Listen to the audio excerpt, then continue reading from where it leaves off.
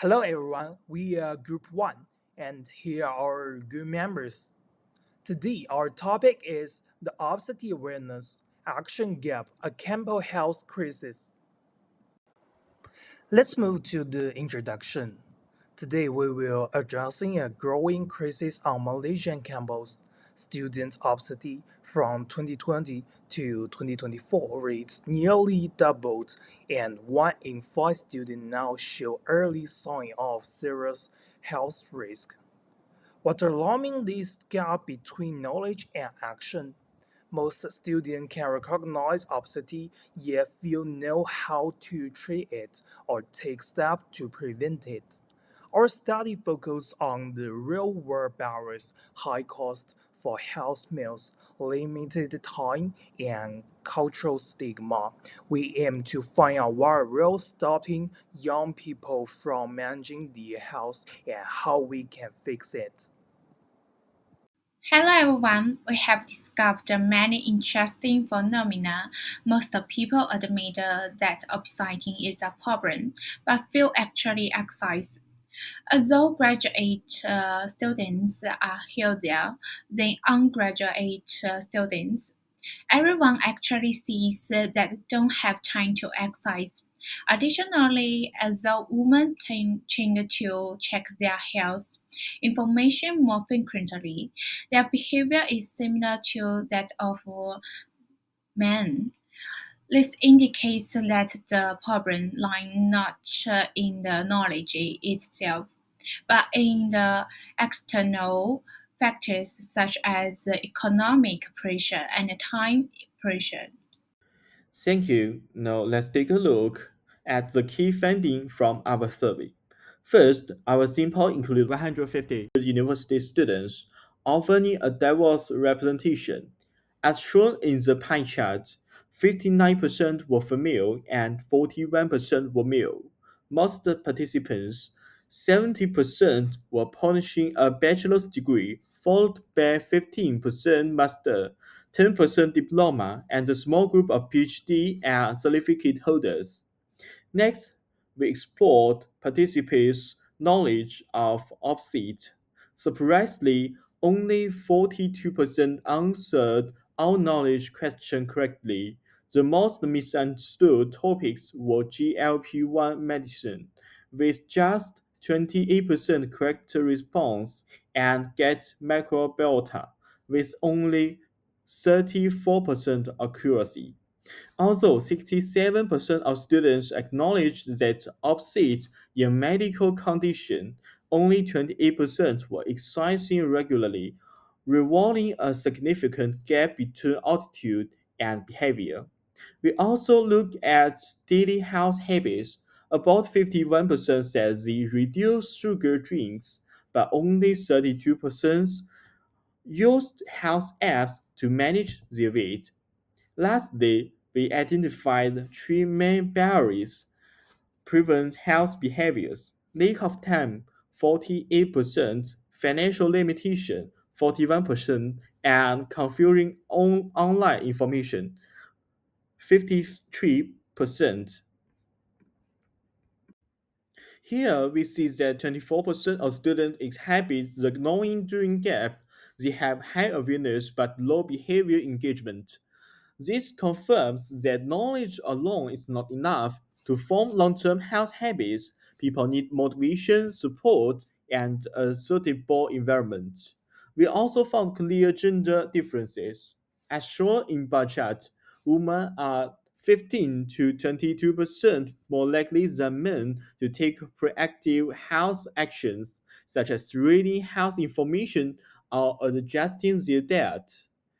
In terms of education, these with master's or PhD degrees performed 35% better in health related behaviors than those with only a bachelor's. This suggests that education level plays a key role in health literacy and behavior adoption. To sum up this part, our research suggests that behavior change depends not only on awareness, but also on structure access to resources, belief systems, and personal confidence. In our study, we look at students' knowledge, attitudes, and behavior related to obesity. We find that while most students understand that obesity is linked to diseases like diabetes and heart conditions, many still believe it's only caused by overeating. This shows that the biological and environmental causes are often overlooked. When it comes to the attitude, some students agree that obesity should be treated as a medical condition, but others still think it's a personal issue. Stigma is still a problem, which can stop people from getting help. On behavior, many students try to stay active, but academic pressure gets in the way. Some avoid unhealthy food, but healthier options are often more expensive. The good news is that fitness apps are being used by many students, which shows they are open to tech-based solutions. Based on these results, we have three main suggestions. First, universities should improve health education, not just about diet, but also about medical treatments for obesity. Second, offering affordable healthy food and free fitness programs can reduce both cost and time barriers. Third, technology like fitness apps or AI-based diet tools can be a great support. Our study has some strengths. We had a diverse groups of students, and the survey covered knowledge, attitude, and behavior in depth. And there are limitations too. Self-reported answers might not be fully accurate, and the funding are from just one university, so they may not represent other groups. Let me begin with a short review of past studies. Obesity is a big health problem around the world. It is linked to what people know, how they feel, and how they live. Many studies show that these things are connected. For example, in Saudi Arabia, AICAD found that students who knew more about obesity are healthier food, but knowing something doesn't always mean doing it. In Bangladesh, Hyacin or cited that many people knew some facts but still believed the wrong thing about how to treat obesity. Lian Xin said that people's review of obesity matters. If they think it's a medical problem, they are more likely to take action. But even people who know the risks don't always change. Aya Hazard found that many people didn't exercise even though they knew it was important. In Malaysia, they also study health apps. People like the idea but few really use them. They said the apps were hard to use or they didn't know how.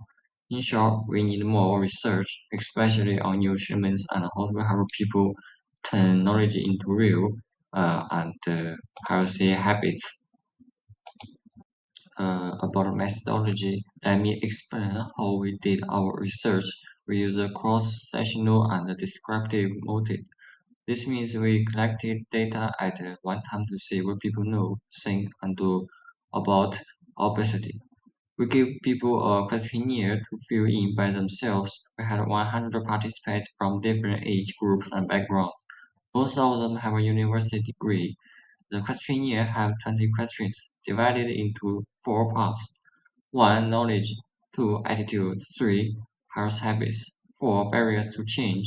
We tested the question before the reverse survey to make sure that they were easy to understand. We also get permission from the university to do the study. Everyone agreed to join and we kept their information private. We collected answers both in person and online using email and apps. Then we used a simple statistics like percentage and the pie charts to show the results, especially about what people know and what they do in daily life. We have put forward three levels of suggestions. The first is direct support, such as providing healthier and cheaper meals. The second is educational innovation, such as allowing students to practice judge use. The third is future research, such as using wearable devices to analyzing temperature or designing more interesting health learning tools. don't want to be healthy, but they truly lack the conditions to do so. Eating only 5 getting worth of food every day and spending all their time on homework. Even if they know more about health knowledge, it is difficult to change. This is the core of our research. Only by changing the strategy and support methods can healthy behavior truly occur.